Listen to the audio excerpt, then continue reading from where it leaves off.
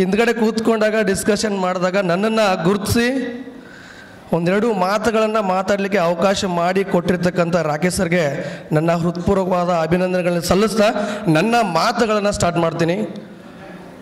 ಸ್ನೇಹಿತರೆ, ಇವತ್ತು ಎಲ್ಲರದ್ದು ಬಗ್ಗೆ ಕೇಳ್ತಾ ಬಂದ್ವಿ. ಆಡಿ ಲೀಡರ್ಸ್ಗಳ ಬಗ್ಗೆ ಕೇಳ್ತಾ ಬಂದ್ವಿ. ಬ್ರಾಂಚ್ ಇನ್ಚಾರ್ಜ್ಗಳ ಬಗ್ಗೆ ಕೇಳ್ತಾ ಬಂದಾಗ ಅವರ ಲೈಫ್ ಸ್ಟೈಲ್ಗಳನ್ನ ಹೇಳ್ತಾ ಇದ್ರು. ನಾನು ಯಾರಿಗೂ ಕಣ್ಗೆ ಕಾಣದೇ ಇರ್ತಕ್ಕಂಥ ಒಂದು ಸಡಿಲಿರ್ತಕ್ಕಂಥ ವ್ಯಕ್ತಿ ಅಂತ ಹೇಳ್ಬೋದು.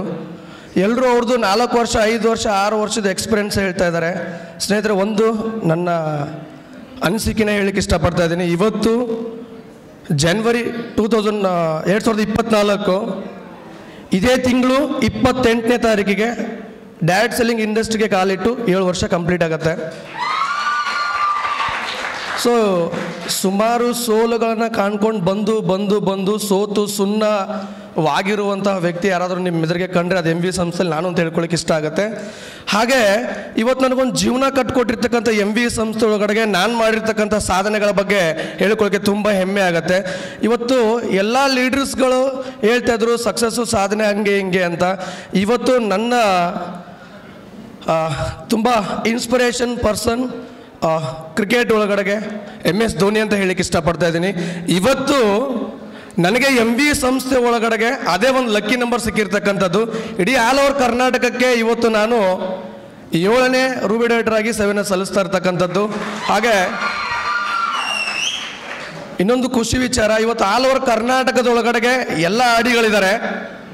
ಇಡೀ ಆಲ್ ಓವರ್ ಕರ್ನಾಟಕದೊಳಗಡೆಗೆ ಮೊದಲನೇದಾಗಿ ಕಾರನ್ನು ತೆಗೆದುಕೊಂಡಿರ್ತಕ್ಕಂಥ ವ್ಯಕ್ತಿ ಯಾರಾದರೂ ಇದ್ದರೆ ಅದು ನಾನು ಅಂತ ಹೇಳ್ಕೊಳ್ಳಿಕ್ಕೆ ತುಂಬ ಹೆಮ್ಮೆ ಆಗುತ್ತೆ. ಹಾಗೆ ಟೋಟಲ್ ಆಗಿ ನಾನು MV ಸಂಸ್ಥೆಗೆ ಕಾಲಿಟ್ಟು ಸುಮಾರು ದಿನಗಳಾಗ್ತಾ ಬಂತು. ಜರ್ನಿ ನಡೀತು ಲೀಡರ್ಸ್ಗಳ ಜೊತೆಗೆ.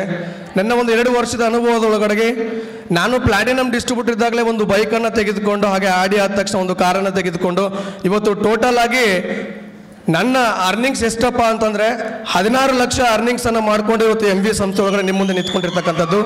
ಹಾಗೆ ಶಿಸ್ತು, ಬೆಳವಣಿಗೆ ಚೆನ್ನಾಗಿರಬೇಕು, ಹಿಂಗಿರಬೇಕಿದು ಅಂತ ಅಂದರೆ ಅದರಲ್ಲಿ ನಾವಂತೂ ಇದ್ದಿದ್ದ ಕೈ ಅಂತ ಹೇಳ್ಕೊಳ್ಳಿಕ್ಕೆ ಹೆಮ್ಮೆ ಆಗುತ್ತೆ. ಯಾಕಂದರೆ ಒಂದು ಫಸ್ಟ್ ಆಗಿರಬೇಕು, ಇಲ್ಲ ವರ್ಸ್ಟ್ ಆಗಿರಬೇಕು. ವರ್ಸ್ಟ್ ಅನ್ನೋದು ವರ್ಡ್ ನಮ್ಮ ಹತ್ರ ಇಲ್ಲ, ಫಸ್ಟ್ ಅಂತ.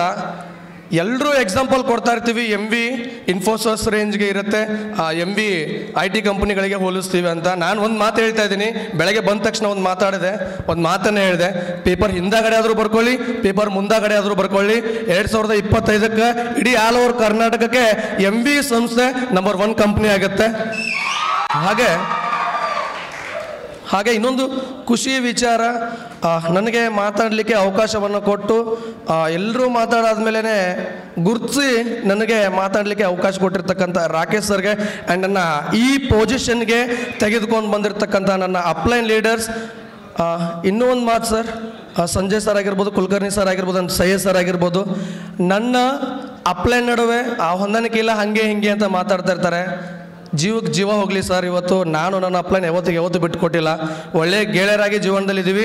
ಹೊಡೆದಾಟ ಏನಕ್ಕೋಸ್ಕರ ಅಂದರೆ ನಾನು ನಮ್ಮ ಅಪ್ಲೈನ್ ಹಂಗೆ ಬಿಸ್ನೆಸ್ ಆಗಬೇಕು ಸರ್, ಹಿಂಗೆ ಬಿಸ್ನೆಸ್ ಆಗಬೇಕು ಅಂತ. MV ಸಂಸ್ಥೆನ ನಾನು ಹೆಂಗೆ ನೋಡ್ತಾ ಇದ್ದೀನಿ ಅಂತಂದರೆ, ಇವತ್ತು ನಾವು ಯಾವ ಇನ್ಫೋಸಿಸ್ ಕಂಪ್ನಿಗಳನ್ನು IT ಕಂಪ್ನಿಗಳನ್ನು ಕಂಪ್ಯಾರಿಸಮ್ ನಮ್ಮ ಕಂಪ್ನಿಗೆ ಮಾಡ್ತಾ ಇದ್ದಾವೋ, ಇವತ್ತು ಅದೇ ಇನ್ಫೋಸಿಸ್ ಕಂಪ್ನಿ IT ಕಂಪ್ನಿಗಳು MV ಕಂಪ್ನಿ ರೇಂಜ್ಗೆ ನಾವು ಡೆವಲಪ್ ಆಗಬೇಕು ಅಂತ ಸಾಬೀತು ಮಾಡಲಿಕ್ಕೆ 100% ಒಂದು ಅವಕಾಶ MV ಒಳಗಡೆ ಸಿಕ್ಕಿದೆ. ಇನ್ನೊಂದು ಎಲ್ರಿಗೂ ಕಿವಿ ಮೇಲೆ ಇಡ್ತಾ ಇರ್ತಕ್ಕಂಥ ವಿಚಾರ ಏನಂತಂದರೆ, ಅತಿ ಶೀಘ್ರದೊಳಗಡೆಗೆ ಬೆಳಗಾವಿ ಒಳಗಡೆಗೆ ಒಂದು ಫ್ರಾಂಚೈಸಿ ಬ್ರಾಂಚ್ ಇನ್ಚಾರ್ಜರಾಗಿ ಸೇವೆನ ಸಲ್ಲಿಸ್ತಕ್ಕಂಥದ್ದು ಇವತ್ತು MV ಸಂಸ್ಥೆ ಒಳಗಡೆಗೆ ತುಂಬ ಹೆಮ್ಮೆ ಆಗುತ್ತೆ.